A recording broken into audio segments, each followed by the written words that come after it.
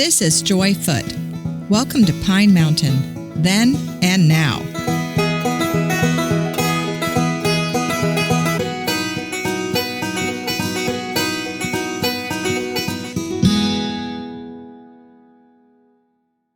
When I first mentioned my idea for a Pine Mountain podcast, the town's support was overwhelming. I'd never done anything like this before, but their encouragement made me even more excited to create something for this amazing community. One of the biggest surprises came from Larry Crane, co-owner of Spine Mountain Physical Therapy and Wellness Studio. He didn't just cheer me on, he wrote a fictional origin story of Pine Mountain. And in today's episode, I get to share it with you. What you're about to hear is a story so rich in charm, mystery, and questionable facts, it just might be true or not. Today's tale involves one man's dream, a splash of Irish magic, and the little-known, highly unverified origin story of Pine Mountain, Georgia. So go ahead and pour yourself some sweet tea or something stronger and settle in. This one's called The Immortal Chipley.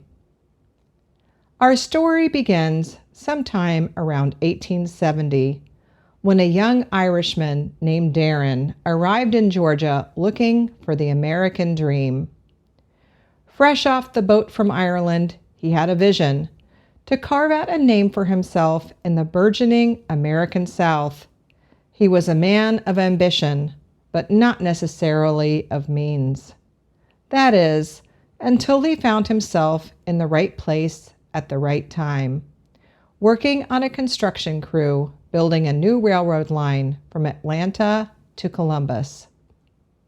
Darren wasn't a railway man by trade, but he had a knack for making friends, and an even better knack for spotting opportunity.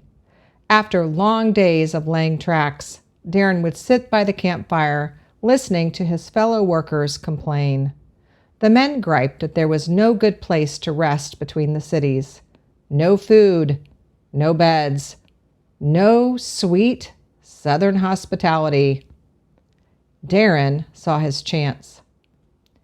He approached the foreman of the crew, a mountain of a man known only as Big Ken, and pitched him a wild idea. "Ken," he said, "why don't we set up a little whistle stop right here in the middle of the route? You know, a place where the train can drop off goods. Folks can stretch their legs, maybe get a bite to eat." Big Ken grunted, more interested in drinking his white lightning than in Darren's scheme. But Darren was persuasive, and by the time Big Ken finished his drink, he was sold on the idea. Soon after, the whistle stop was established. Darren opened a tiny store by the tracks, selling everything from biscuits to bedrolls. Before long, the stop grew into a small village. The railroad workers called it Chipley, named after Darren's favorite snack, potato chips. As the years passed, Chipley grew into a bustling town, thanks in no small part to Darren's savvy business sense. He was smart, generous, and had a way of making you feel like you were the most important person in the room. Before long, folks treated him like the mayor, even though nobody remembered electing him. But as Darren got older, his thoughts turned to a secret ambition that is the stuff of legend and old wives' tales. He wanted to become immortal. He had always been a bit of a mystic. Beneath his charming, affable exterior was a mind as sharp as a railroad spike, and he had long been fascinated with alchemy. One night, while rummaging through an old trunk in the back of his general store, he found a dusty book of ancient Celtic spells that had been passed down through his family. Right there on the faded pages of that book, between a recipe for invisibility and a cure for warts, he found what he had been searching for, the elixir of eternal life. The recipe was simple enough. It called for 3 things: the finest Irish whiskey, mixed with the essence of the prunifolia azalea, a rare type of azalea found only in the local area, and a drop of moonlight captured at midnight. It sounded preposterous, but Darren wasn't one to let common sense get in the way of a good idea. That very night, he set out on a mission into the Georgia wilderness. After several hours, he found the rare azalea blooming in a hidden grove, bathed in the light of the full moon. Pouring the fine Irish whiskey from his flask, he mixed the ingredients together and quickly drank down the elixir. Nothing happened. Darren returned to Chipley, convinced he'd been duped. But as years passed, his neighbors grew older, but he did not. He remained youthful, sharp, and strong. The elixir had worked. The longer Darren stayed looking like he'd just turned 40, the more folks started whispering. "He don't look a day older than he did when Roosevelt was president," they'd say. "And I ain't talking about Franklin. I mean the first one, the one with the mustache and the big stick." Well, Darren could feel the walls closing in. He figured it was only a matter of time before somebody put 2 and 2 together and figured out his little secret. So he did what any self-respecting immortal would do. He faked his own death. And let me tell you, it wasn't just any old fake death. No, sir. It was what folks around here still call the Great Possum Incident. But that's a tale for another day. The good people of Chipley mourned him proper, but as time went on, the folks who knew him passed on too, and little by little, his memory faded.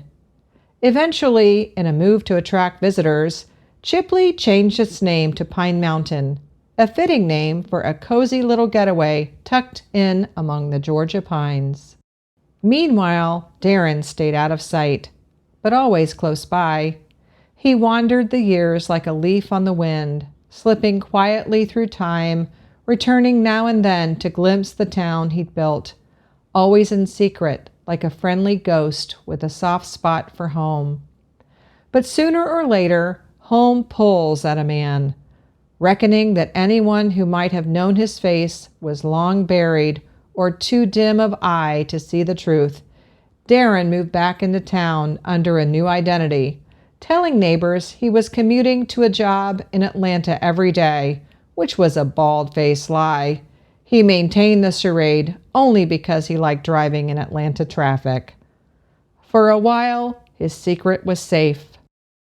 But Darren had a weakness. He loved to talk.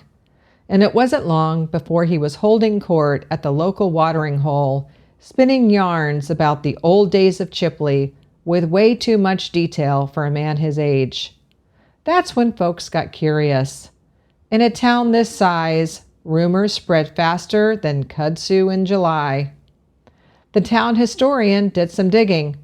Sure enough, Darren's tall tales matched a little too perfectly with old records in the archives of the historical center.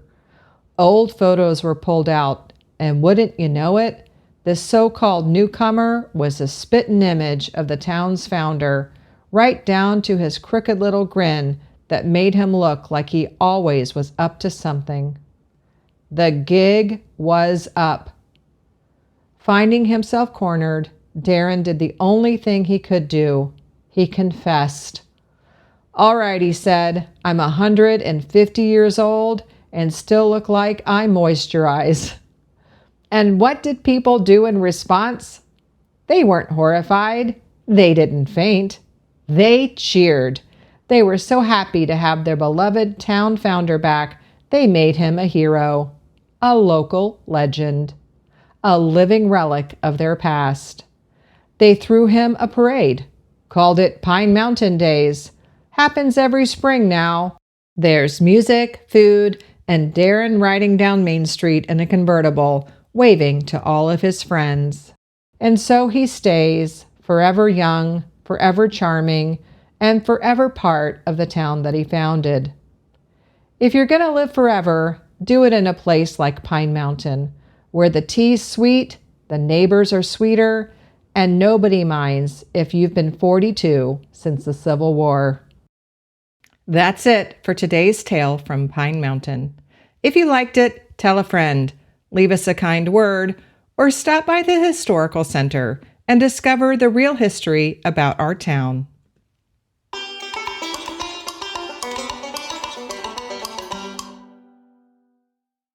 This episode is brought to you by Chipley Cycle, where your next adventure is just around the corner. Chipley Cycle is your hometown bike shop for sales, repairs, service, rentals, and guided trips. Located in historic downtown Pine Mountain, next to Wells Fargo, they offer expert service and a passion for cycling. Chipley Cycle, your ride, your adventure.